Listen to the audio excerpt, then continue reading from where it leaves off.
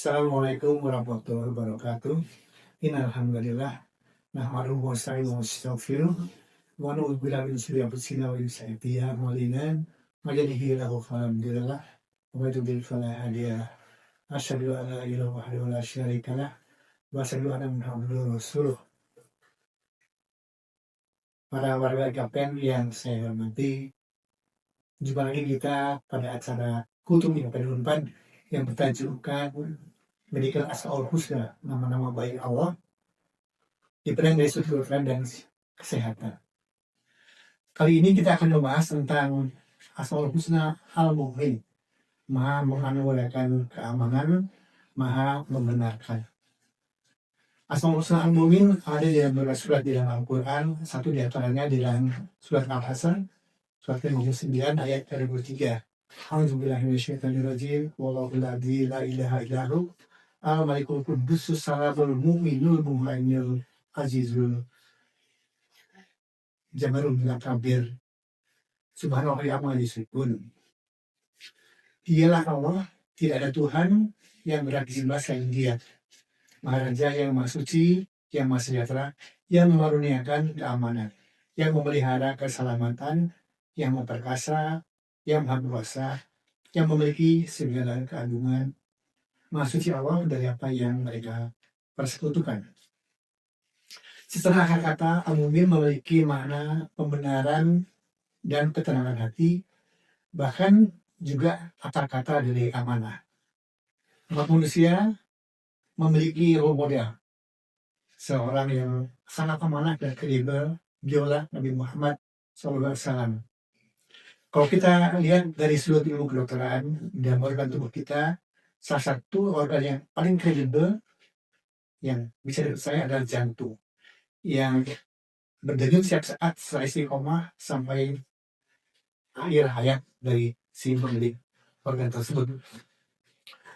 Organ jantung dapat berfungsi berdenyut oleh karena adanya protein kontraktil di dalam sel-sel otot jantungnya. Inilah gambar dari organ jantung manusia yang besarnya kira-kira sebesar kemalan tinju orang dewasa. Kita lihat di luar itu ada pembuluh darah. Di dalam ilmu kardiologi kita kenal yang disebut dengan istilah pulmonary consum atau stroke volume, yaitu jumlah atau volume darah yang dipompa dari jantung per denyutan. Jumlahnya kira-kira 60 sampai 100 cc atau rata-rata 70 cc sekali berdenyut. Sedangkan tulang jantung atau output adalah volume darah yang dipompa selama 1 menit.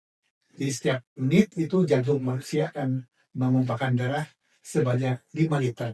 Kira-kira itulah jumlah total dari darah di dalam tubuh manusia.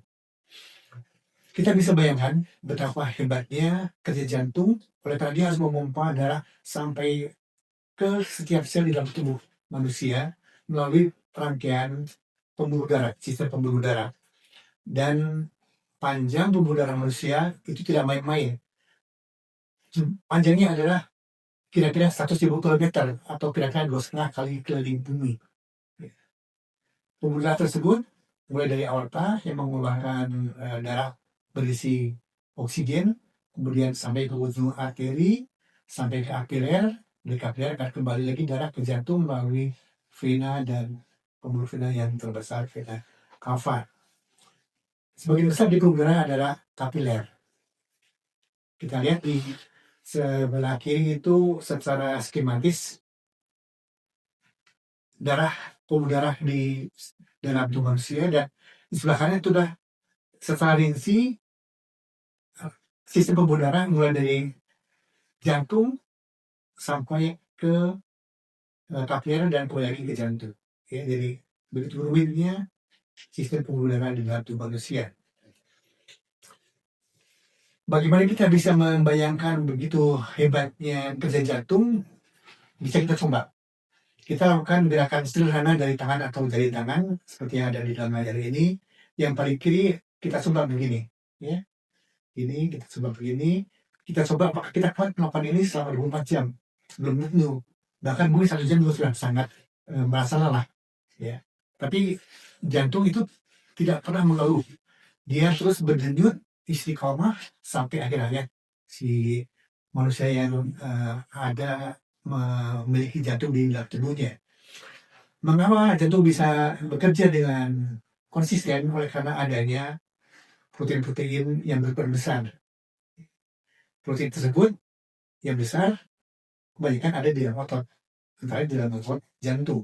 Nah, fungsi khusus sel otot adalah dari kontraksi, setelah itu akan relaksasi, kemudian terus-menerus mengembang. Dan itu mengandalkan organisasi dan interaksi dari protein-protein besar.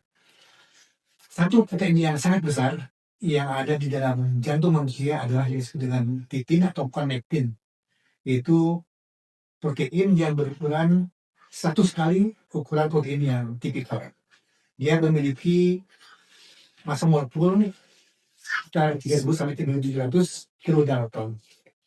Jadi di atas kira-kira 30 asam amino. Kita tahu bahwa di dalam protein yang tipikal itu hanya mengandung 300 sampai 400 rangkaian asam amino. Protein yang lain di dalam otot jantung adalah myosin, sama-sama protein besar tetapi lebih kecil dibandingkan dengan titin atau connectin tadi. Kita lihat di sini gambar dari otot jantung. Kita lihat ada protein titin dan ada protein myosin. Semuanya vital untuk tercapainya kerja jantung yang optimal. Apa makna dari al-mu'min? Pertama, dia bermakna maha pemberi keamanan. Kita yakin bahwa Allah adalah sumber keamanan sejati bagi seluruh ciptaannya.